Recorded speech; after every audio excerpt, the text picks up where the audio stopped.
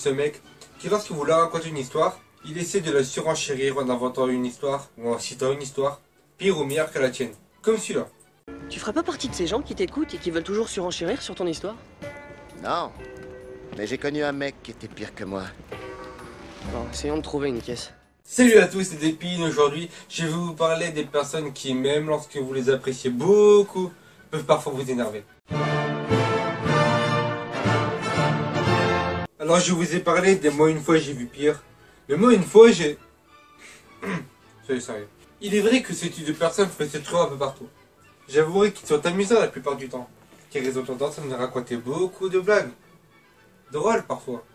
Mais, car oui, il y a un mais, à la longue, cela peut devenir très agaçant. Après, il y a cette personne qui, lorsque tu lui parles, hoche la tête comme si elle a compris, alors que pas du tout.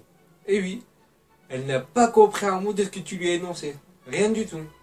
Le pire, c'est que si tu lui racontes un truc hyper important, elle fera la même chose. Je voulais te dire en fait, bah tu me plais beaucoup et je t'aime. Ouais, c'est vrai, t'as raison. Tu connais aussi ce mec qui, lorsqu'il te raconte une blague, t'as l'impression qu'il a pris toutes les blagues carambars possibles et imaginables. Obligé, tu connais ce gars aux blagues nulles. Je tiens à préciser que les blagues nulles sont mixtes. Donc les filles comme les mecs peuvent avoir mangé beaucoup trop de carambars. Ce mec peut être qualifié d'imbécile par ses amis ou toute autre insulte gentille. Mais il peut te sortir des vannes ou des blagues nulles, du genre... Ah, t'as mal? Oh putain, mais ouais. Moi j'ai fait mal. L'inverse de toi, écoute ça Toby. Obligé, tu connais aussi ce mec qui mange tellement que tu ne sais pas où il met tout ce qu'il a ingurgité. Même son ventre il lui dit, arrête gros, là je suis plein. Désolé Toby, j'ai été obligé. Mais comprends-moi, niveau corpulence on est pareil. Mais tu manges rien. Je sais même pas comment tu fais, à croire que ton corps produit lui-même la nourriture dont il a besoin. Mais t'inquiète gros, t'es beau gosse. Et il y a ce mec que je sens presque obligé de te toucher pour te parler. Lui il est horrible, car si jamais tu as le malheur de ne pas lui répondre, il va te parler de plus en plus fort de les oreilles et te bousculer de plus en plus jusqu'à ce que tu daignes lui répondre.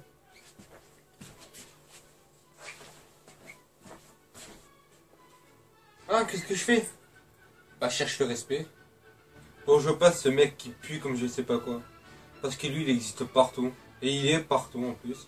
Dans chaque classe, de chaque école. Et même je suis sûr dans chaque travail. Je tiens à m'excuser auprès des Francis. Car tous les Francis ne puent pas. Et c'est pas parce que tu t'appelles Francis que tu pues. Bon après il y a aussi ce gars qui tue pour un chunky. Les meilleurs le reconnaîtront. Lui, il doit faire partie des pires. Imagine, tu es dans une situation extrême. Genre, tu as besoin de tes 2 € que tu lui avais prêtés auparavant pour qu'il mange. Et vu que tu dois manger à ton tour, tu as besoin de ces 2 €. Car tu ne vas pas tenir la journée de 8 h jusqu'à 5 h 30. Tu te sens mourir. Ouais, t'as raison. Il y a pire comme situation extrême, hein.